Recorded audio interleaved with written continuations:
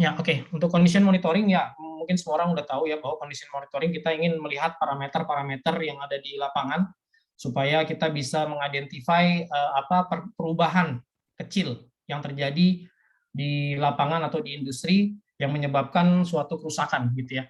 Seperti itu. Jadi challenge-nya dalam condition monitoring ini kita pengen punya event free. Ya gimana caranya kita punya event free? Ya kita harus mitigate hazardous work ya, terus juga mendetek equipment yang rusak secepat mungkin ya. Lalu juga reliable ya, dan sistemnya harus bekerja 24/7 gitu ya, seperti itu.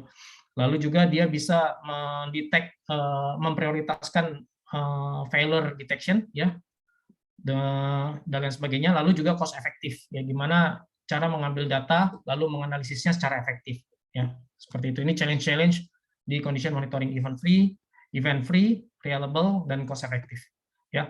Jadi ada beberapa maintenance strategis yang mungkin sangat familiar di dunia industri. Yang pertama ada preventive maintenance, lalu ada run to failure, lalu yang ketiga ada predictive maintenance ya. Bedanya preventif dengan prediktif ya. Preventif Bapak punya downtime schedule. Jadi downtime schedule itu dibuat apa namanya?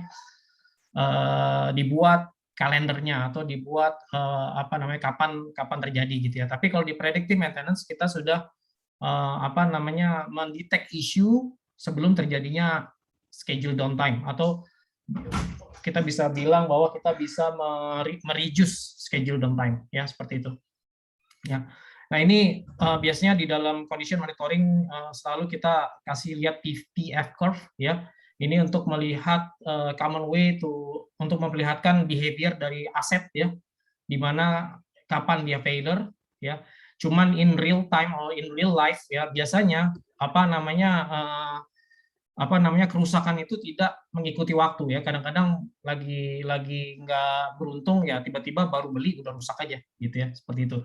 Jadi di sini kita bisa lihat bagaimana monitoring ya, monitoring itu bisa mendetek failure secepat mungkin atau mendetek suatu kerusakan secepat mungkin ya. Jadi kalau di sini kita biasanya gunakan vibration untuk bisa mendetek failure as early as possible. Tapi kalau kita misalnya gunakan temperatur atau gunakan apa namanya temperatur measurement, mungkin itu sudah terlambat gitu ya, karena itu sudah produce panas dan sebagainya ya. Jadi sudah terlalu dekat dengan breakdown. Oke. Jadi kenapa memang setiap kita bicara tentang condition monitoring selalu berbicara mengenai vibration atau noise dari suatu mesin. Oke.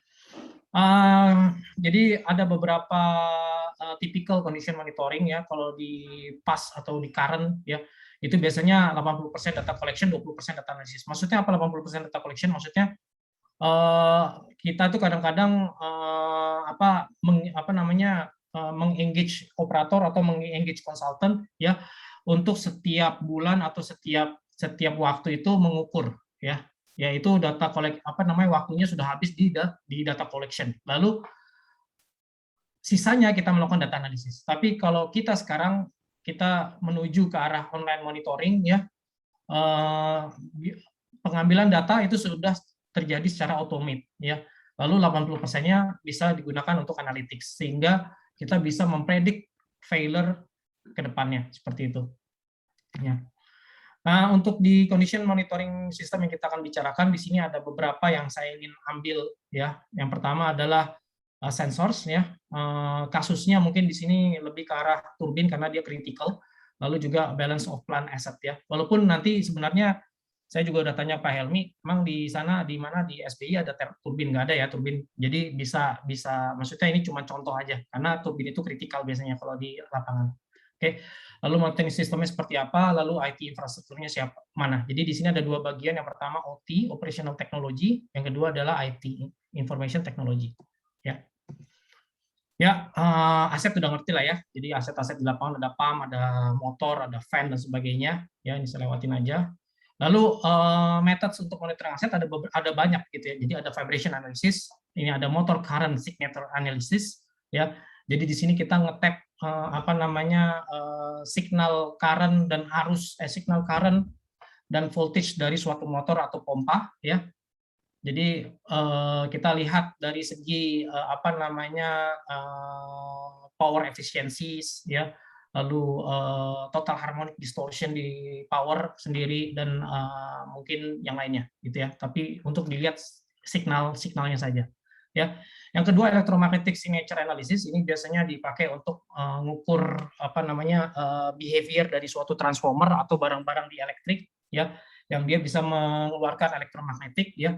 Jadi biasanya untuk mengecek atau mendetek corona arcing dan sebagainya ya. Lalu juga ada infrared thermography, jadi ada beberapa alat-alat di industri yang kita nggak bisa pasang sensor yang touchable gitu ya, jadi kita bisa pasang infrared thermography tadi. Lalu juga ada ultrasonic frequency analysis, oil chemistry analysis, dan sebagainya. Oke, saya lanjut. Ya, intinya sih sebenarnya mau sebagus apapun mechanical hardware yang kita buat, itu selalu ada flow ya, selalu ada pasti juga dia akan rusak gitu ya, seperti itu. Ini saya lewatin aja, ini cuma pengertian vibration. Ini salah satu vibration sources ya, jadi bisa dari alignment, bisa dari gears, bisa dari mana-mana. Saya lewatin aja ini. Ini juga beberapa mesin fault seperti mass unbalance, lalu misalignment, bend shaft ya, bearing fault ya, dan sebagainya ya. Dan ini bagaimana kita gunakan vibration monitoring, lalu kita rubah menjadi FFT untuk melihat signature atau behavior dari suatu mesin ya. Dari sini kita bisa menentukan kapan dia unbalance, kapan dia misalignment, lalu di mana bearing itu terjadi, di mana bearing fault itu terjadi, di frekuensi mana, lalu bagaimana kita menentukan gear mesh itu fault dan sebagainya ya. Seperti itu. Jadi perlunya adanya frekuensi analisis ya. Dan ini beberapa mechanical behavior atau mechanical fault dari suatu mesin ya, bisa lewatin aja. Oke, jadi untuk typical sensor data kita nggak akan ngomong tentang vibration saja, tapi di sini juga kami ada beberapa sedikit tentang bicara gimana condition monitoring itu juga meliputi temperatur ya, terus flow, terus juga oil level dan sebagainya. Sorry Pak, nanya Pak. Ya. Nah, yang tadi aplikasi FFT itu kayak apa? Pakai yang mana atau gimana gampangnya saya nanya ya? Pick datanya, Ini ngambil pakai, datanya. Gimana Pak? Ya dari urutannya dari sensor sampai software-nya pakai apa seperti itu, kayak apa tuh Ya, itu gambarannya? nanti ini bisa dianalisisnya Pak. Nanti kita akan kasih lihat. Jadi ini sebenarnya FFT ini adalah diambil dari sensor accelerometer ya. Accelerometer atau bisa diambil dari velocity sensor atau bisa diambil dari proximity probe dan lain sebagainya. Nanti dari situ ini kan yang kita ambil itu kan time domain ya. Setelah time domain kita ambil, kita dapat amplitude ya. Bapak bisa convert menjadi frekuensi. Oke, yes. Continue dulu Mas. Nanti kalau ada memang real ininya ada ya, example-nya yang menghasilkan data ini. Oh iya, ada, nanti ada. Oh, ya, Ini gampang Pak, ini biasanya memang di vibration Bapak ambil misalnya pakai accelerometer ya, nanti dapat value di time domain, Bapak tinggal convert dia ke frekuensi domain gitu. Ya, itu ada di software-nya. Ya. Terus lalu juga kita masuk ke sensor tadi, sensor teknologi. Jadi untuk vibration biasanya 4 sensor ini yang kita pakai. Ada tachometer, ya tachometer atau biasanya di industri dibilang key phaser, ya. Tachometer kan biasanya untuk speed sensor aja ya, tapi tachometer yang untuk vibration ini biasanya disebut oleh orang-orang industri itu adalah key phasor. Ya, lalu ada displacement, jadi dia menghitung pergerakan perubahan jarak ya. Lalu ada velocity, lalu ada acceleration. Nah, beberapa customer kami dia pakai acceleration, jadi dia pakai accelerometer. Jadi accelerometer itu satuannya itu meter per second kuadrat ya. Jadi kalau dia mau memperlihatkan kecepatan atau displacement itu tinggal diintegral aja di dalam softwarenya. Ya. Terus juga ada pressure, ada temperatur, ada flow rate, ada voltage and current. Ya. Nah, ini tadi yang seperti saya bilang, jadi ada vibration sensor itu ada beberapa jenis yaitu tachometer, displacement, ya velocity dan accelerations. Dan di sini juga bisa dilihat efektif frekuensi range-nya berapa. Jadi semua yang paling mahal jelas accelerometer ya, karena accelerometer itu terdiri datanya dari velocity dan displacement. Ya, seperti itu. Oke, Lalu ini tachometer. Nah, tachometer ini biasanya dia nggak ditaruh di mana, nggak ditempel ke mesinnya, tapi dia dia ngambang di atas shaft gitu ya. Nah, yang dia lihat itu adalah nanti seperti apa namanya, ya ini pakai hysteresis ini. Jadi dia lihat tachometer slope-nya, dia falling apa upling, falling, satunya lagi apa? Up ya. Oke, ya seperti itu. Ya, atau bisa pakai ya ini prosthetic probe juga sama seperti yang ini, sama seperti tachometer, cuman bedanya dia pakai apa namanya? Dia pakai di current teknologi ya. Di sini ini pakai XY, ada vertical probe, ada horizontal probe ya. Jadi untuk ngelihat vibrasi di bagian vertikal dan bagian di horizontal. Nah, kadang customer juga dia ingin mencoba mengambil vibration di bagian angular ya. Angular, jadi X, Y, Z. Oke, seperti itu. Ini kebetulan gambarnya di sini adalah 2 aksis. Oke. Lalu juga ada induktif, ya ada elektronik, ini jenis-jenis dari sensor, ya. Dan terserah Bapak mau pakai sensor apa, seperti biasa NI atau partner kami NI itu bisa mengakses banyak sensor, ya. Seperti itu. Jadi untuk accelerometer pun juga macam-macam, ada piezoelectric, ada charge amplifier, ya, ada capacitive, ada string gauges, ada kompresif. Tapi kebanyakan customer kita di lapangan mereka pakai piezoelectric charge atau tadi pakai yang apa nama itu kifasor, ya. Ya, lalu juga ini tadi yang seperti saya bilang nih juga salah satu mounting juga. Pak Yasrob, ya gimana Pak? Terkait sensor, maksudnya sensor itu bisa general. Maksudnya saya tanya gini, yang smart sensor sama yang ini gimana? Apakah semua produk smart sensor juga bisa, misalnya yang wireless atau yang Bisa Pak, smart sensor kita juga bisa nentuin, tapi masalahnya gini, tergantung dari frekuensi yang Bapak inginkan gitu ya. Jadi kalau misalnya kayak misalnya nih kita masuk ke sini ya. Kita masuk ke sini Pak. Ya. Kita mau kita misalnya nih, kita mau ngambil kita mau ngelihat bearing frekuensi. Nah, bearing frekuensi ini kan 10 sampai berapa ya? Sekitar 10 sampai 100 kali frekuensi natural frekuensinya, fundamentalnya ya. Jadi sensor Bapak itu harus bisa mengambil data sampai 10.000 Hz ini Pak, kalau kita mau ngelihat bearing fault. Kayak gitu Pak. Nah, kalau tadi Bapak bilang smart sensor, itu smart sensor bisa Pak. Nggak masalah. NI itu apa sih nggak bisa, yang bisa semua bisa di measure. Ya, cuman masalahnya ketika Bapak pilih wireless sensor itu, ya Bapak harus tahu Bapak mau ngecek apa, mau ngedetect apa, gitu. Nah, wireless sensor itu biasanya dia frekuensi natural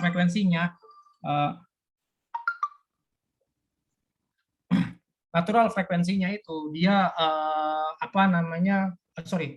wireless sensor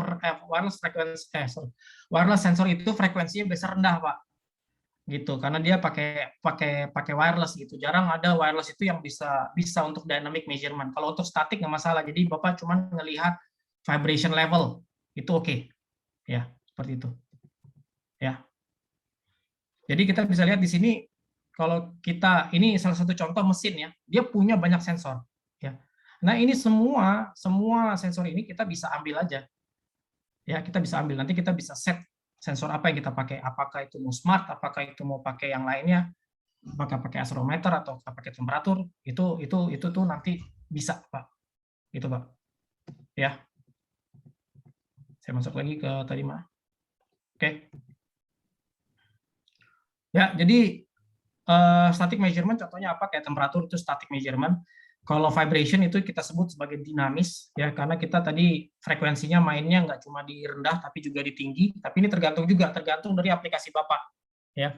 Jadi ada yang cuma mau ngelihat vibration level yang nggak perlu frekuensi tinggi, karena semakin frekuensinya tinggi ya, mungkin saya kasih lihat juga ini muka saya biar bisa kelihatan saya ngejelasinnya.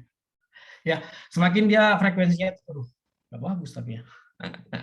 Semakin frekuensinya tinggi, ya semakin mahal Pak softwarenya. Jadi itu dia tadi tergantung Bapak mau ngeceknya apa di lapangan itu seperti apa. Apakah temperatur, apakah vibration level aja. Kalau vibration level pakai static measurement cukup, nggak perlu sampai frekuensi tinggi dan pasti murah jatuhnya nanti. Tapi waktu Bapak ingin ngambil apa tadi, mau ingin menentukan bearing fault, ingin menentukan gear fault dan sebagainya, itu mau nggak mau Bapak harus pakai frekuensi tinggi software apa sensornya, dan di situ baru apa cost itu akan naik seperti itu ya.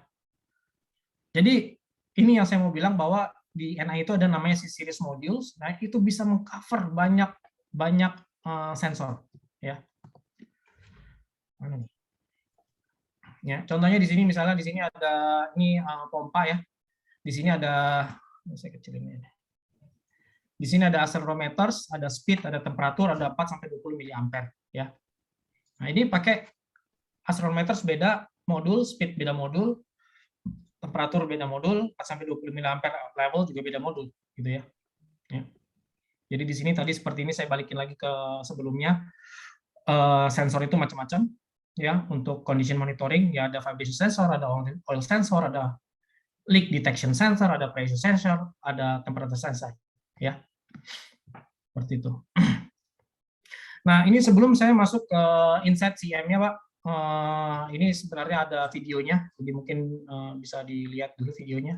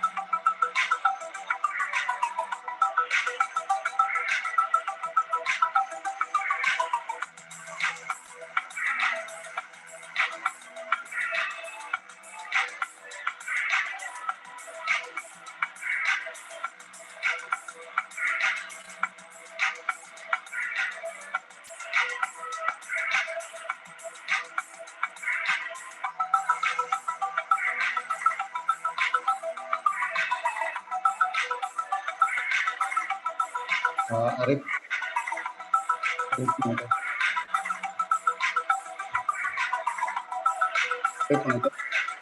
Apa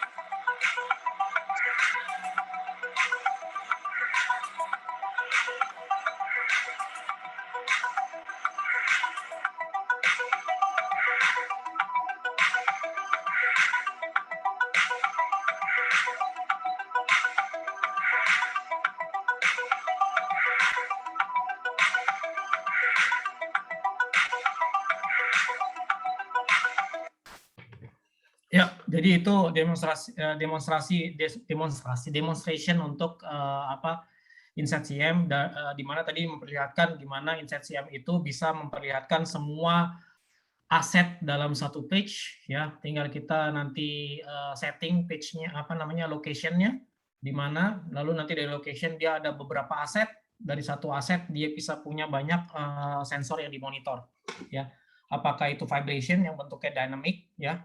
Jadi kalau kita bilang dynamic berarti dia stream data, Pak. Satu second itu bisa sampai 1.000 sampai 10.000 data. Ya, seperti itu. Tapi kalau statik itu biasanya 1 Hz. Jadi data-data temperatur, ya, data-data flow, atau data-data yang lain mungkin dari PLCs atau data yang lain itu nanti masuk ke dalam statik tadi ya, seperti itu. Lalu juga tadi Bapak juga bisa buat alarming ya, lalu bisa buat tadi juga hysteresis, bisa buat apa namanya tuh limit juga ya tadi seperti itu. Dan juga Bapak untuk data dinamis ya, itu datanya juga tersimpan di apa namanya di server. Tinggal nanti Bapak bisa panggil konsultan untuk vibration consultant ya untuk melihat datanya. Jadi nggak perlu lagi ada orang yang keliling untuk ngambil data ya. Biasanya konsultan vibration tuh gitu. Biasanya dia pekerjaan 1 bulan ya, berapa hari gitu, sekitar seminggu dia ngambil data ya. Nah itu nggak perlu lagi Bapak lakukan karena datanya semua sudah tersimpan di server ya, seperti itu. Oke. Nah ya, jadi tadi saya udah membicarakan tentang sensornya. Jadi sensornya itu bisa apa aja Pak. Lalu nanti monitoring sistemnya juga itu pakai National Instruments, bisa wired, bisa wireless ya. Lalu juga dia masuk ke dalam IT. Nah, sekarang kita akan bicara tentang IT-nya, information technology-nya, di mana Insight CMD-nya di sini akan digunakan, gitu ya. Sebelum kita pergi ke database historian, ya, manajemen sistem, ya, terus nanti advanced pattern recognition kayak machine learning dan sebagainya itu nanti kita akan ke situ, tapi kita akan touch itu on the last one, ya. Jadi di sini yang diperlukan adalah untuk di bagian IT-nya itu Bapak butuh NI Insight CM Server ya. Di mana Insight CM Server ini dia yang akan menyimpan semua raw data. Ya. Raw data dan juga data mungkin data yang sudah dianalisa ya. Lalu web browser ini nanti dia untuk mengkonfigurasi dan juga untuk visualisasi ada web browsernya tergantung dari jumlah usernya. Ya, seperti itu. Jadi ada satu license NI Insight CM Server, nanti web browsernya dia ada web client-nya juga dia dijual terpisah. Jadi ya seperti itu. Ya. Terus tadi kita sudah lihat di dalam videonya, jadi di dalam untuk melihat periodic data itu bisa dilihat di data viewer ya. Jadi tadi seperti saya bilang, ini sebelah kanan sebelah kiri Bapak ini ya, ini saya coba saya ganti dengan PowerPoint. Cursor pointer. Ya, sebelah kiri Bapak ini dia ada lokasi, lalu di dalam lokasi itu ada beberapa aset, rotor kit, ya. Lalu nanti di rotor kit itu dia punya berapa part bearing, ya, bearing atau ada bearing 1A, ada 1X, ya, ada 1Y, 1X maksudnya bearing yang dalam sumbu X, ini bearing terhadap sumbu Y, ya. Yang A ini bearing angular. Jadi di sini dia ngecek X, Y, Z.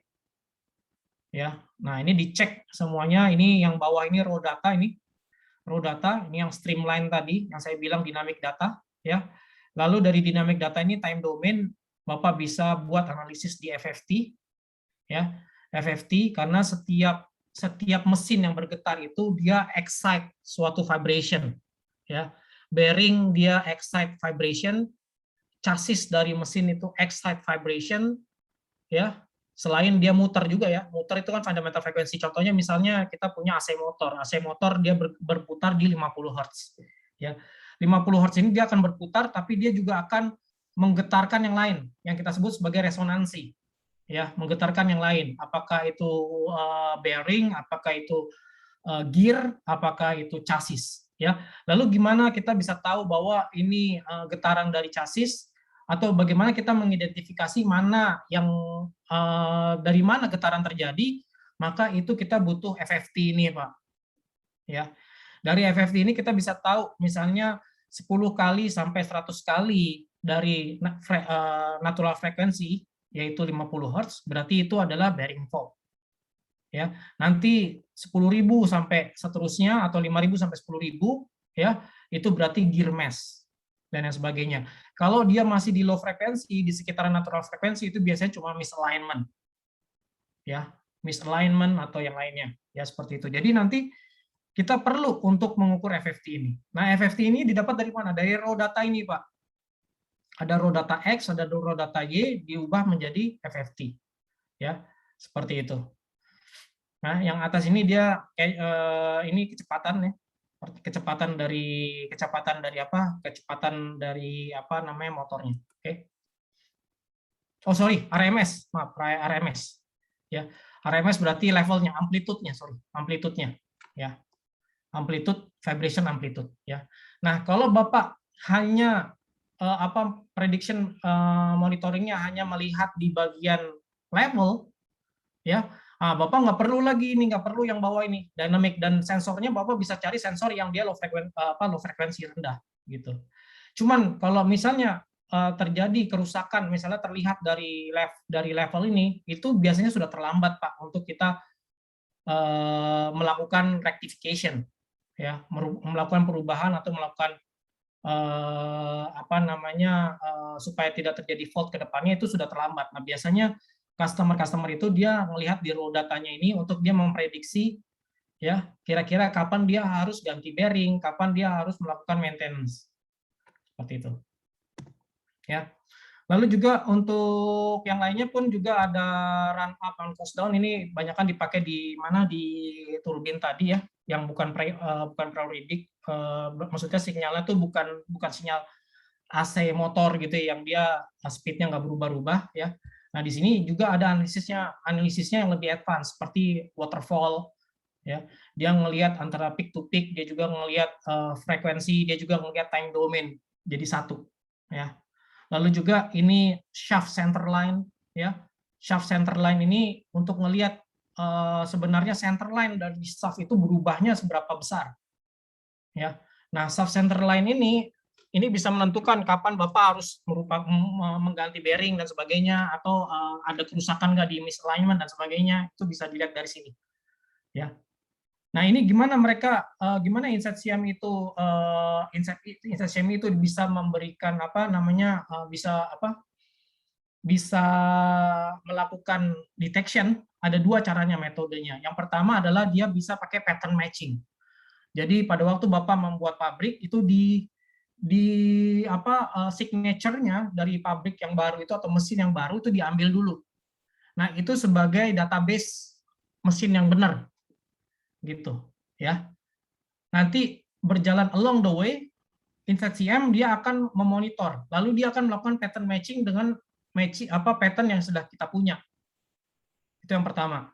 Yang kedua, itu bisa dari pengukuran biasa ya, kalau udah terjadi misalnya ini mesin udah lama terjadi gitu ya, udah lama diinstal, belum ada monitoring sistemnya, ya udah kita ngambil data gini aja, panggil konsultan untuk menentukan apakah ini masalah atau enggak gitu ya. Atau mungkin sudah ada pakem-pakem dari konsultan, perhitungan dari konsultan untuk mesin tersebut yang ada di lapangan, bahwa dia kalau misalnya RMS-nya menuju berapa meter per second kuadrat, ini akan melakukan alarm dan sebagainya. Jadi ada dua kemungkinan di sini, ada dua cara. Yang pertama kita melakukan pattern matching ya. Yang kedua adalah kita ngambil data lalu kita bawa konsultan kita untuk melakukan tahap awal analisa data gitu ya, untuk menentukan level-levelnya seperti apa kayak gitu ya. Nah, ini alarm level ya, ini untuk bearing vibration. Jadi alarm levelnya dia sekitar 5 mils peak to peak ya. Jadi kalau misalnya dia bearing vibration-nya itu melebihi alarm level ini, dia akan memberikan notification. Insight CM akan memberikan notification ke plan operator atau ke email atau mungkin ke SMS. Ya. Oke. Lalu ini ke infrastruktur gimana tadi Insight CM untuk di bagian server dan di web browser ya. Lalu bagaimana ke infrastruktur kayak ke IT gitu ya. Nah, Insight CM ini menyediakan ada namanya OSIsoft Pi ya. Ini kita kerjasama dengan OSIsoft untuk data historian, atau Bapak bisa menggunakan OPC UA clients ya. Jadi nanti monitoring dan diagnostic center itu bisa melakukan pengambilan data, juga menganalisa data ya, dengan menggunakan tadi database historian atau OPC UA. Ya. Ya, ini salah satu contoh lah. Maksudnya kalau Bapak mau connect ke mana, ke IT framework ya, seperti itu. Ya.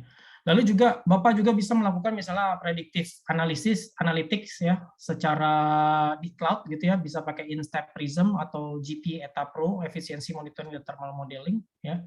Ini salah satunya, tapi kalau misalnya Bapak punya apa software lain yang digunakan sekarang untuk predictive maintenance atau mungkin untuk apa machine learning ya, itu info aja ke kita, nanti kita lihat apakah dia kompatibel dengan InsightCM. Ya, ini salah satu contoh untuk apa namanya machine learning ya machine learningnya. Jadi di sini kita lihat beribu-ribu data itu disimpan, lalu dianalisa, lalu dibuat semacam apa namanya tuh standar alarmnya seperti apa. Ya. Jadi di dalam InsightCM ini sebenarnya ada dua pengguna persona. Yang pertama ada IT engineer, yang kedua adalah maintenance engineer ya. Kalau yang IT engineer itu goalnya adalah condition monitoring application harus terus running ya. Kalau yang maintenance engineer dia punya KPI yaitu membuat equipment-nya running terus ya, seperti itu. Nah, ini punya beda persona. Jadi kenapa kita perlihatkan ini? Jadi pada waktu Bapak invest untuk ke InsightCM ya butuh dua orang ini ya untuk melakukan pekerjaan apa namanya condition monitoring tadi ya. Ya. Nah, tadi seperti saya bilang bahwa InsightCM itu nggak hanya tentang vibrations ya, tapi dia juga bisa mengukur, ini mungkin saya kasih lihat apa, bisa mengukur yang lainnya seperti static measurement atau yang lainnya ya, nanti saya akan jelaskan di slide selanjutnya. Nah, ini hanya untuk memperlihatkan ke Bapak yang kita gunakan, ada dua hardware yang kita gunakan. Untuk yang dinamis, tadi yang dinamis yang dia datanya itu banyak, bisa satu second itu 10.000 data. Kami gunakan apa namanya Compact Rio ya. Compact Rio yang versi high performance ya. Saya nggak bilang high cost tapi high performance ya. Lalu juga untuk yang lainnya misalnya untuk statik itu kita pakai yang apa namanya integrated system seperti ini ya. Nah, ini kenapa kita pakai Compact Rio, karena Compact Rio ini memang sudah terbukti kokoh di hazardous area ya, dia bisa minus 40 sampai 70 derajat Celcius, 50 G-SOC, 5 G vibrations, lalu juga untuk hazardous area-nya dia Class 1 Division 2 certified. Oke.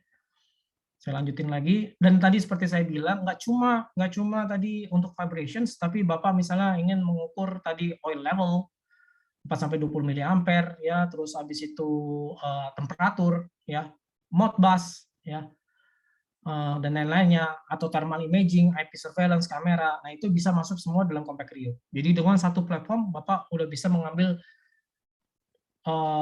berbagai macam parameter ya, seperti itu.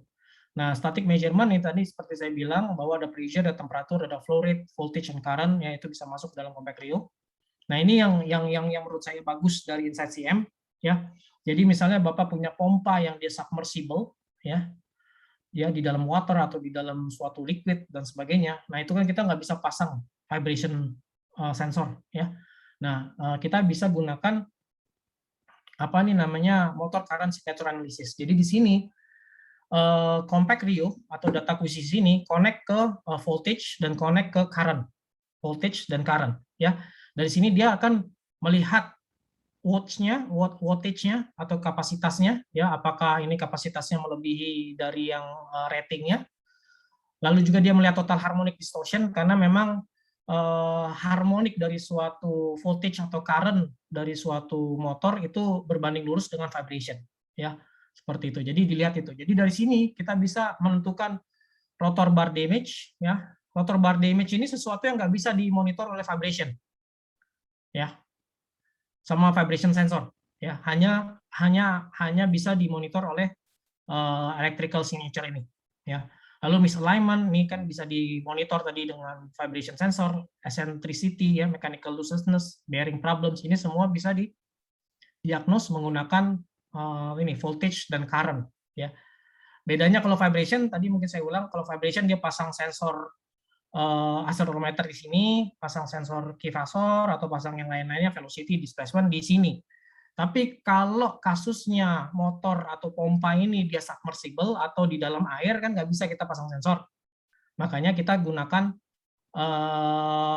apa nih power transformer atau current transformer untuk mengukur apa tadi MCC ya, MCC motor ya, motor panel ya, seperti itu. Ya, ini salah satunya juga. Jadi ini salah satu fitur di dalam InsightCM untuk monitor 3-phase AC induction electric motor ya.